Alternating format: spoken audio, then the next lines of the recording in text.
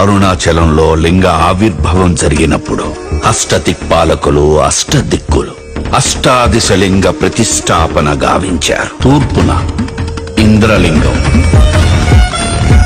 ఆగ్నేయాన అగ్నిలింగం, దక్షిణాన యమలింగం, నైరుతిన నైరుతిలింగం, పశ్చిమాన వరుణలింగం, వాయువ్యంలో వాయులింగం, ఉత్తరాన కుబేరలింగం, ఈశాన్యాన ఈశాన్యలింగం.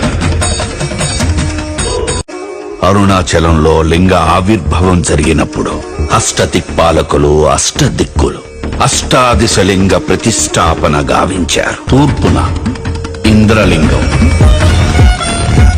ఆగ్నేయాన అగ్నిలింగం, దక్షిణాన యమలింగం, నైరుతిన నైరుతిలింగం, పశ్చిమాన వరుణలింగం, వాయువ్యంలో వాయులింగం, ఉత్తరాన కుబేరలింగం, ఈశాన్యాన ఈశాన్యలింగం.